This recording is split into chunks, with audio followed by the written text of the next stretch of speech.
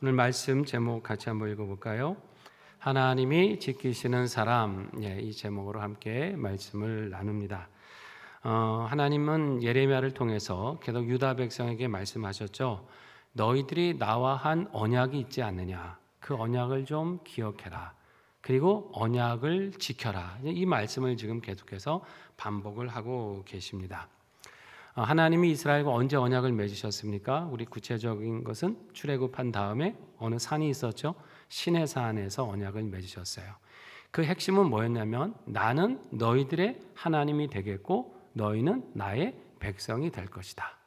그리고 나는 너희에게 복을 주고 천하 만민 중에 뛰어난 민족이 되게 하겠다. 그리고 한 가지를 요구하셨죠? 너희는 하나님 말씀에 어떻게 해요? 순종하고 하나님을 사랑하고 그 계명을 지킬 것을 말씀하셨어요. 그때 백성들이 어떻게 했습니까? 아멘하고 좋다라고 응답했고 그렇게 해서 서로 언약이 맺어진 겁니다. 성경에서는 주로 이제 언약이라는 말을 이제 종종 쓰는데 우리가 아는 보통 일반적인 단어 중에는 이제 계약이라는 말을 많이 쓰죠. 사회에서는 어떤 계약을 하는데 여러분 언약과 계약은요 비슷하지만 조금 다릅니다. 계약은 보통 쌍방 간의 어떤 합의를 통해서 물건을 교환한다든지 재화를 교환하거나 어떤 이제 의무를 행할 것을 서로 이제 계약을 하잖아요. 근데 이제 만약에 이제 계약을 거기다가 이제 깨지면 어떻게 돼요? 위약금을 문다든지 그에 따른 이제 손해배상을 하고 그걸 이제 정리를 하게 되죠. 또 한쪽과 계약했는데 조건이 서로 맞지 않으면 어떻게 돼요? 계약을 취소하고 다른 곳과 이제 계약을 하는 이제 이런 것들 보통 우리가 이제 계약이라는 개념을 쓰는데 성경에서 특별히 이제 하나님과의 관계 속에서 언약이라고 하는 것은 어떤 그런 물건이나 어떤 재화나 어떤 단순히 의무만을 교환하는 그런 의미가 아니고요. 특별한 두 당사자 간의 특별한 관계를 맺는다는 것입니다.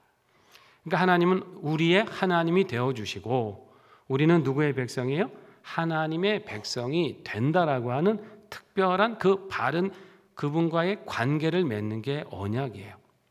그래서 이 언약에는 배타성이 있습니다. 뭐냐면 제3자에 대해서는 배타적인 거예요. 자, 하나님이 우리의 아버지가 되시고 우리는 하나님의 백성이 되었는데 우리가 그럼 아버지로 모시기로 하고 나의 주인으로 모시기로 한 하나님을 저버리고 다른 주인을 섬기면 어떻게 되는 겁니까? 이건 언약이 깨지는 거죠. 언약을 깨는 거예요. 언약은 그런 게 아니라는 거예요. 하나님 외에 그 누구도 다른 신을 섬기지 않겠다는 것이고 하나님도 역시 우리를 사랑하시고 끝까지 지켜주시겠다고 하는 관계가 언약이에요. 그러니까 다른 3자가 끼어 들어와서는 안 됩니다. 어떻게 보면 우리 인간 사회 속에서는 결혼도 일종의 언약이라고 할 수 있죠. 여러분 결혼이라는 게 뭡니까? 한 남자 한 여자가 이제 당신만을 사랑하고 평생 남편으로 또 아내로 신뢰하면서 살겠습니다라고 언약을 맺잖아요. 그러면 어떻게 돼요? 제3자가 끼어들면 돼요, 안 돼요? 제3자가 끼어들 수가 없는 거예요. 이게 언약이에요. 다른 3자에 대해서는 배타성을 갖는 겁니다. 근데 이제 요즘은 물론 이제 결혼도 자꾸 뭘 주고받는 계약처럼 생각하는 경우가 있는데 이게 잘못 이해하고 있는 거예요. 부부 관계는 그런 계약이 아니고 이 관계만 내가 온전히 지키고 신뢰하고 나가겠다고 하는 언약입니다. 그 언약. 하나님이 그러니까 가끔 보면 왜 하나님이 신랑으로 표현을 하시고 우리를 영적인 신부로 표현하실 때가 있지 않습니까? 이게 이제 언약이기 때문에 그렇다. 즉 다른 제3자에 대해서는 배타적이고 끼어 들어올 수 없다라고 하는 겁니다.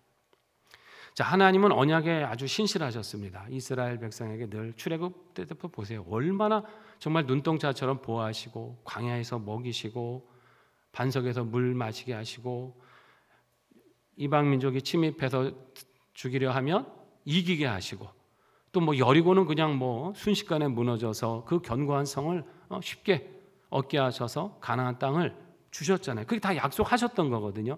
그대로 하나님이 다 이루어 주셨어요. 자, 근데 이제 누가 어기기 시작한 거예요? 이제 이스라엘이 자꾸 언약을 어겼잖아요. 그럼 들어가면 하나님은 언약을 지켜주시니까 그럼 우리도 하나님만을 온전히 섬겨야겠다. 언약에 신실해야겠다. 이렇게 하고 살았으면 좋겠는데 가나안에 들어가자마자 내게 복 줄 존재가 누구인가? 아니 하나님으로부터 그런 복과 은혜를 받아놓고도 자꾸 내게 복 줄 대상을 찾다가 하나님 아닌 것들을 찾기 시작했잖아요. 바알을 찾고 이방 신상을 찾고 내게 복을 주는 거라면 얼마든지 내 주인으로 모시겠다고 하면서 하나님과의 언약을 깨고 제3자 다른 우상들을 그 관계 속으로 끼어 들어오게 했다. 이게 이제 이스라엘 백성이 언약을 깬 겁니다. 뭐 사사시대는 말할 것도 없었죠. 자기가 왕이었어요.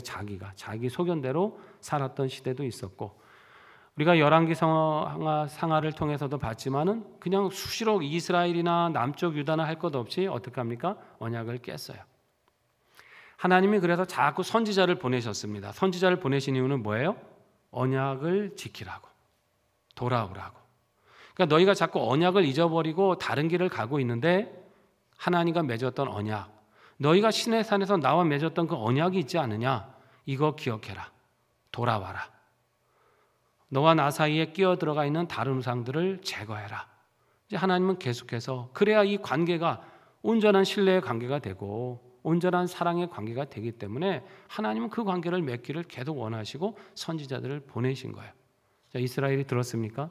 그렇지 않았어요. 계속 어기고 어긋나고 그러면 더더욱 완고한 마음으로 우상을 섬기고 언약을 배반했습니다.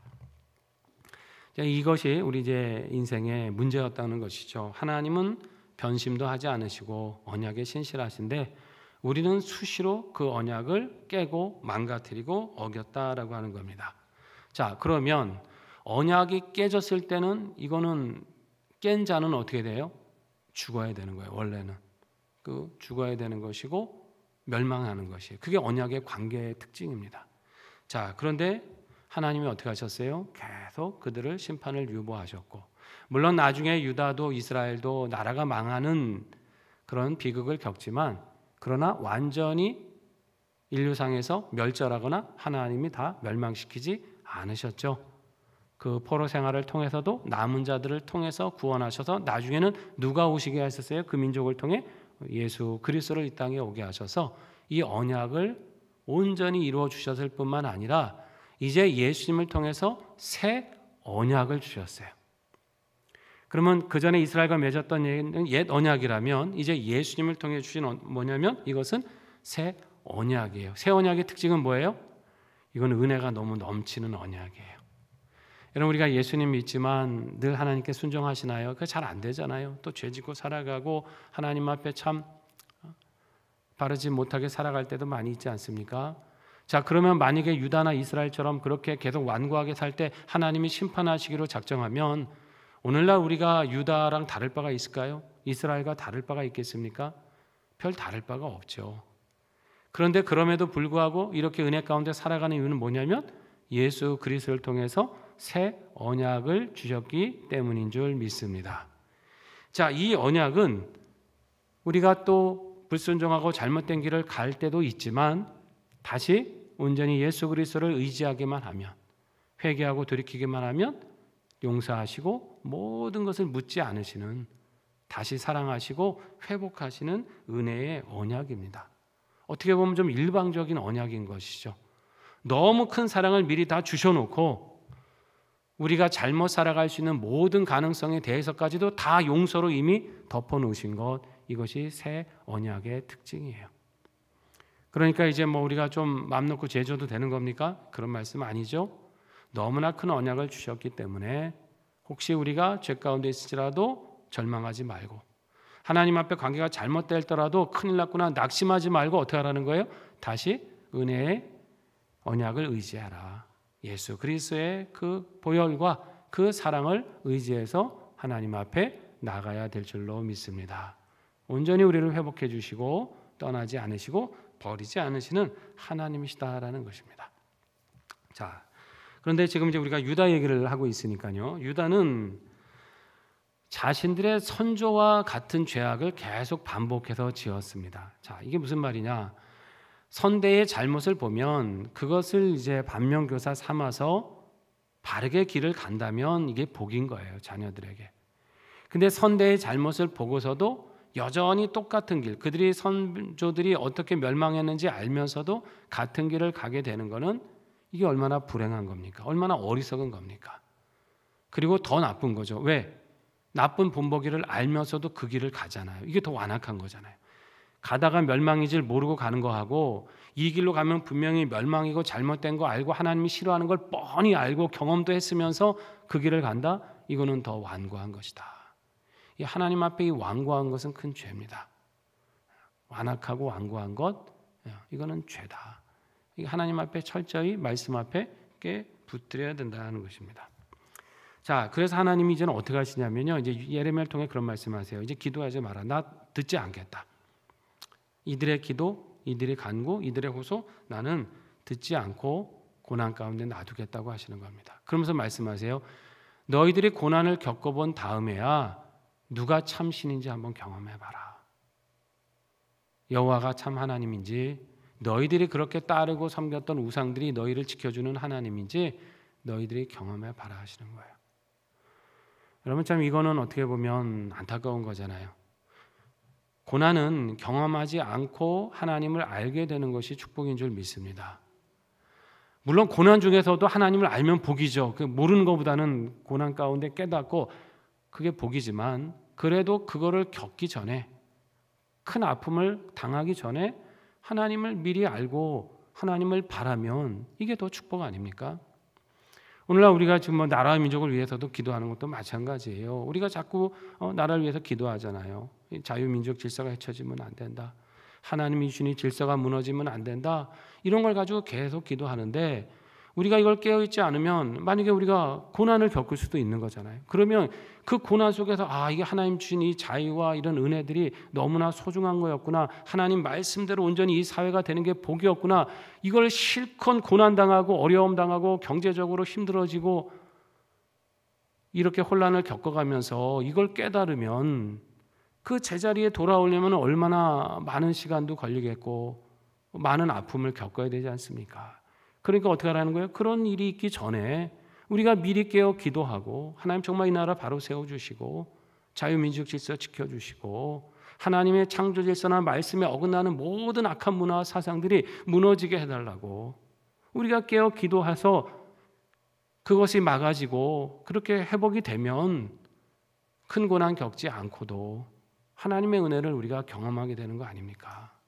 여러분, 우리가 이런 민족이 되어야 될 줄로 믿습니다. 그러니까 우리가 성도들이 더 깨어야 되는 거예요. 우리가 더 기도해야 되는 거예요. 세상 사람은 뭘 모른다고 그럴 수 있지만 우리는 영적으로 이게 영적 싸움인 거 알지 않습니까? 그렇기 때문에 우리는 더 깨어 기도해서 유다의 전철을 밟지 말아야죠. 하나님 이렇게 말씀하시면 되겠어요? 우리 민족에게 너희들이 그렇게 내가 준 이 자유와 신앙의 그 많은 축복을 너희들이 알면서도 깨닫지 못하는구나. 그 한번 고생 좀 해봐라. 내가 준 은혜가 뭔지를 그때 겪어봐라. 이러시면 이거는 얼마나 큰 아픔이고 불행입니까? 그런 거 겪지 않고도 믿음의 사람들이 깨어 기도할 때 하나님께서 주시는 회복과 은혜를 경험하는 것, 이게 축복인 줄 믿습니다. 자, 하나님이 어떻게까지 얘기하시냐면 너희가 섬기는 신이 너희들 성읍수만큼 참 많구나. 얼마나 많은 우상을 갖고 들여왔으면, 성읍이 한두 개가 아니잖아요. 유다의 그 수많은 그 성읍들이 있는데 참 너희들, 그러니까 성읍마다 그냥 우상 하나씩은 다 갖다 놓은 것처럼 참 많구나. 지금 이 얘기 하시는 거예요. 그러니까 이제 아마 유다가 그랬겠죠. 주변 여러 이방 민족하고 이제 동맹도 맺고 서로 교류하고 하니까 고대 사회는 전쟁이 많다 보니까 서로 전략적인 동맹도 많이 이제 맺었지 않습니까? 그러니까는 이제 그걸 통해서 동맹을 맺는데, 단순히 동맹을 맺는 건 뭐냐면 군사적인 협정만 맺는 게 아니고 그 나라의 문화와 그런 신들도 들여오는 거죠. 서로 교류하는 거죠. 그러다 보니까 온갖 신들을 들여왔고, 또 보니까 그럴듯하고 이 신이 뭔가, 이 신을 섬기는 민족이 복을 받은 것 같으니까 자기도 이 신을 섬기는, 그 우상을 섬기는 그런 일들이 유다 사회에 가득하게 있었다. 오죽했으면 거리에는 우상에게 분향하는 제단까지 다 제단들이 거리에 있었다는 거예요. 하나님만을 섬겨야 되는 그 거리가 우상의 제단들, 이방 신상들이 세워져 있는 우상의 도시가 되었다. 지금 그 말씀하는 겁니다. 14절에 보시면 하나님이 예레미야한테도 그러세요. 너 이 백성 위해서 기도하지 말아라. 나 안 들을 거야. 이 얘기 미리 하십니다. 왜냐하면 이제 기도하면 또 하나님이 들으시면 또 마음이 괴로우실 거 아닙니까? 이 얘기 기도하지 마. 이 얘기하세요. 여러분, 보통 나라가 위기에 처하면 지도자나 선지자나 깨어있는 사람 기도해야 되잖아요. 영적 지도자들이 기도하는 게 맞죠. 모세 같은 사람이 아주 대표적인 중보자 아닙니까? 모세도 이스라엘 백성을 하나님이 그 금송아지 사건 때문에 멸하려 하실 때 어떻게 해요? 막 기도하잖아요. 하나님 그러시면 안 됩니다. 그러면 하나님이 그 이름이 영광 받지 못하시는 거 아닙니까? 이 백성 구해달라고. 심지어 모세는 어떻게 기도하냐면 내 이름을 생명책에서 지워주실지라도 이 백성을 용서해달라고 그래요. 정말 대단한 영적 지도자죠. 그 하나님이 또 이렇게 못 이긴 척 이렇게 들으시잖아요. 그러면서 쉽게 용서하고 넘어가시잖아요. 보통 그렇게 지도자가 중보하고 그러면 하나님께서 들으시거든요. 근데 여기서는 이제 듣지 않겠다는 거예요. 아예 기도도 하지 말아라. 내가 안 듣겠다. 이 말씀하십니다. 자, 그러면서 유다의 불순종을 지적하시는데 이런 표현을 쓰십니다. 성전에서 예배하는데 마음은 우상에게 가 있었다는 것이죠. 우리가 예배 자리에 나와 있는 것도 중요하지만 마음이 어디 와 있어야 돼요? 온 마음과 온 정성이 이 자리에 있어야 될 줄로 믿습니다. 그게 예배잖아요. 몸은 와 있는데 마음은 딴 데 가 있는, 이게 아니라는 거예요. 두 마음을 품었다는 거예요. 두 마음을. 그러면서 좋은 제물로 막 제사 드리면서 하나님 내가 이렇게 정성 다하고 있는 거 보시죠. 이렇게 하는 거예요. 이게 하나님 기뻐 받으시겠습니까? 아무리 겉으로 그냥 그럴듯하게 형식을 갖추고 좋은 제물을 드리고 헌물을 한다 한들 지금 마음은 딴 데 가 있는 거예요. 세상에 가 있는 거예요. 어떻게 하면 세상에서 내 만족과 내 육신의 탐욕과 내 인생의 복 이걸 구할까? 그러면서 여러 우상을 마음에 섬기면서 거기에 가 있었다. 그래서 하나님이 가증하다 그러십니다. 푸른 감람나무처럼 기르셨는데 이제는 그 가지가 꺾이게 되었다. 이런 표현을 쓰십니다. 여러분 인생이 왜 귀합니까? 그것은 하나님이 귀하게 지으셨기 때문이고요. 하나님과의 관계 속에서 온전한 교제를 이루는 형상이기 때문에 귀한 줄 믿습니다. 이래서 인생이 존귀한 거예요. 하나님 앞에 불순종하고 죄악을 가득 행하고 그렇게 되는 것은 꺾여버린 가지와 같다고 하는 것입니다. 하나님 앞에 아름다운 존재가 될 수 없다고 하는 거예요. 우리는 하나님 앞에 거하고 늘 주 앞에 존귀한 자로 보시기에 아름다운 자로 살아야 될 줄로 믿습니다. 그거는 언약을 지키는 거예요. 하나님과 나 사이에 그 무엇도 끼어들지 못하도록 살아가는 것입니다.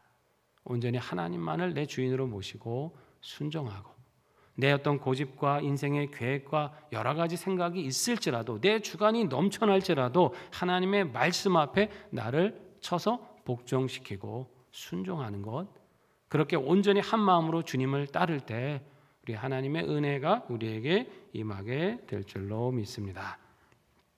자, 예레미야는 유다의 이 심각한 죄를 알고 자기가 그렇게 선포해도 듣지 않는 유다를 보고 있습니다. 그래서 하나님의 말씀에 힘들지만 그래도 전할 수밖에 없잖아요. 하나님 주시는 말씀이니까. 그래서 전했어요. 특별히 이제 고향에 있는 아나돗 사람들, 에레미야 고향이 이제 아나돗이라는 곳 아닙니까? 그러니까 지금도 뭐 고향 하면 우리가 마음에 그 여러 가지 그리움과 생각이 있는 분들 많지만 고대 사회에서 고향은 그냥 그게 내 집이고 내 가족이거든요. 그러니까 가족 같은 그 동족에게 이걸 안전할 수가 없잖아요. 애정으로 하나님께 돌아와야 된다라고 아나돗 사람들 향해서 이 말씀을 전했는데 이 사람들이 어떻게 했냐면 마치 예레미야를 도상일장에 끌고 갈 양처럼 죽이려고 악을 꾀했다라는 거예요. 듣기가 싫으니까 자꾸 자신들의 죄를 지적하니까 구체적으로 모략을 짜서 이거 죽여 없애야 되겠다. 이렇게까지 악한 음모를 꾸몄다는 겁니다. 예레미야가 알고 탄식하죠. 20절에 보니까 하나님께 자신의 원통함을 아랍니다. 공의로 판단하시고 모든 마음을 감찰하시는 그 하나님께 하나님 나의 원통함을 풀어주시고 주께서 친히 보복해달라. 이 보복이라고 하는 게 꼭 뭐 그 죄값 다른 대로 뭐 다 죽여서 내가 하늘 풀어달라 이런 차원의 문제가 아닙니다. 그래서 보복은 신원인 거죠. 신원. 예레미야의 그 억울함, 정당하게 에레미야는 자기 사심으로 전한 게 아니에요. 동족에게 무슨 억하심정이 있어갖고 심판의 말씀을 전하겠어요? 그 말씀 전함으로 그들을 자기 말의 권세 아래 두려고 그렇게 묶어두려고 전한 겁니까? 아닙니다. 예레미야는 싫었어요. 자기도 좋은 얘기 하고 싶지 심판의 얘기 하고 싶지 않잖아요. 그렇지만 하나님의 말씀이니까 전한 거예요. 그리고 그 말씀대로 될 것이 너무나 분명하기 때문에 안타까움으로 전한 거잖아요. 근데 이제 그거를 오히려 무시하고 단순히 에레미야만을 무시하고 죽이려는 게 아니라 결국 하나님의 말씀을 대적하는 거니까 하나님, 제가 전한 말씀이 하나님의 말씀인 것을 드러내 주시고 밝히 보여주셔서 저들도 이게 하나님의 뜻이었음을 아는 날이 오게 해달라고 하는 그 신원의 날을 해달라고 하는 거예요. 오늘 정말 이 시대도 같은 심정이죠. 여러 가지 메시지가 있지만 정말 하나님께서 이 땅이 진리와 공의로 바로 세우셔서 하나님의 뜻을 정말 이 땅에 보여주시기를 간절히 정말 기도하는 심정입니다. 여러분도 아마 같은 심정인 줄 믿습니다. 교회도 막 나뉘어 있어요. 지금 아시죠? 뭐 좌우 문제가 아니라고 그렇게 얘기하는데도 여전히 자기는 좌우라고 하면서 하는 그 교회들도 많이 있고, 목사들도 나뉘어 있고 서로 다른 얘기를 하고 있어요. 그런데 이제 정말 어떤 심정이냐면 하나님이 정말 이 시대를 신원해 달라고 하는 그런 마음인 거죠. 하나님의 공의를 보여주시고 이 시대가 지금 어떤 위기가 있는지 어떻게 되어가고 있는지 하나님이 좀 역사해 달라고, 하나님의 공의로움을 나타내 달라는 정말 그 기도를 우리가 간절히 드려야 될 때예요. 그래야 살 거 아닙니까? 잘못 가고 있는 사람은 돌이켜서 살아야 되는 거고, 바르게 가고 있는 사람은 더 정신 차려 깨어 기도해야 되는 거고, 우리가 이런 시대를 지금 살아가고 있는 거예요. 아무 생각 없이 그냥 평안하고 아무 생각 없이 그런 사회가 이미 아니라고 하는 것입니다. 제가 틈틈이 설교를 통해서도 말씀드리지만 지금 하나님이 주신 이런 자유적 질서가 많이 무너져 가고 있고요. 정말 세상, 하나님을 대적하는 세상. 그리고 여러분 지금 뭐 뉴스를 통해 보시겠지만 얼마나 생명을 경시하고 수많은 사람들이 납치당하고 죽임당하고, 뭐 캄보디아 얘기도 뉴스를 통해서 들으셨겠지만은 이런 일들이 8월 달까지 세상에 8개월 만에 한국인 실종자가 300명이 넘는다고 하지 않습니까? 근데 여러분, 캄보디아만의 문제가 아니에요. 우리나라의 한 해 실종자가 얼마인지 아십니까? 성인만 7만 명입니다. 미성년 어린아이까지 포함하면 10만 8천 명이 한 해에 실종돼요. 대부분 돌아오지 못하고 미제 상권으로 남습니다. 언론에서 다 보도 안 하죠. 다 잘 모르실 거예요. 실제 통계고 점점 늘어나고 있어요.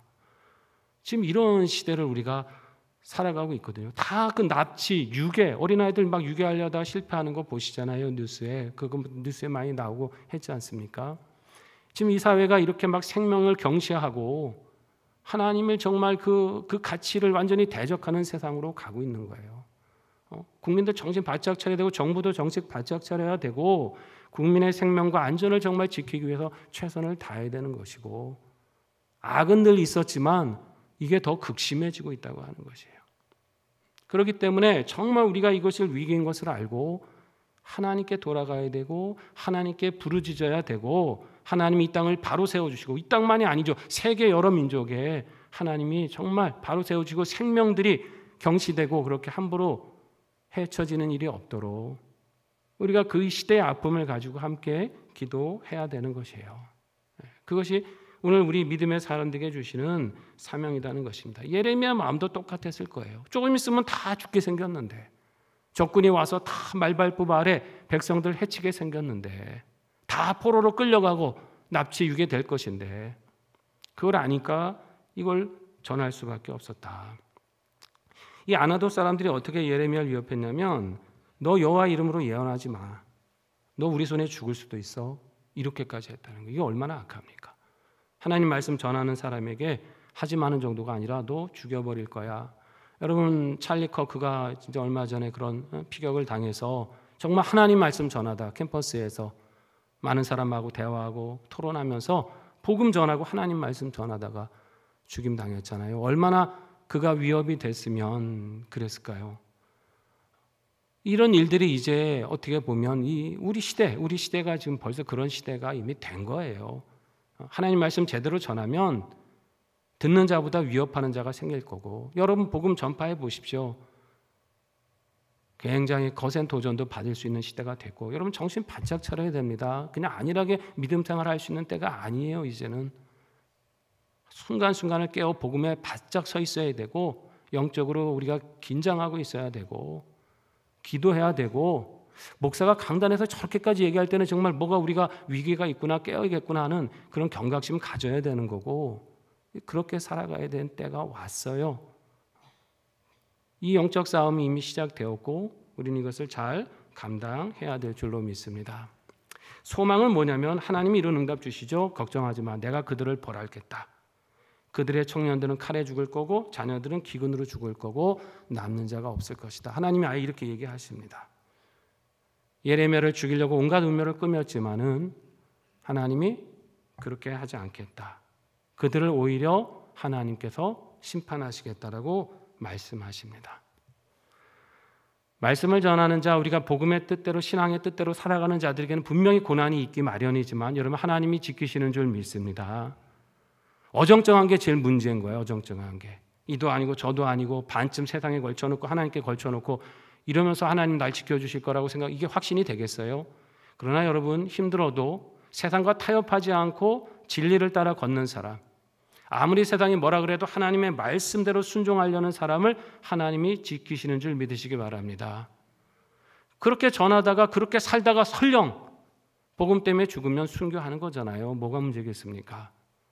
그러나 우리가 그 믿음으로 나가고자 하면 하나님이 반드시 지키시는 거예요. 믿음의 사람들을 이기게 하십니다. 문제는 우리가 위축되고 두려워하는 게 문제인 것이지 담대하게 나가면 하나님이 함께 하시는 거예요. 세상에 아무리 강한 권세들이 믿음의 사람을 탄압하고 성경의 가치를 대적하고 하나님이 주신 질서를 무너뜨리려 한다 할지라도 우리가 기도하고 하나님만 온전히 의지하면 우리를 통해 역사하시고 승리하게 하실 줄 믿습니다. 이 시대에 깨어있는 믿음으로 이 승리의 길 함께 걸어가시는 우리 모두 되시길 주의 이름으로 축원합니다.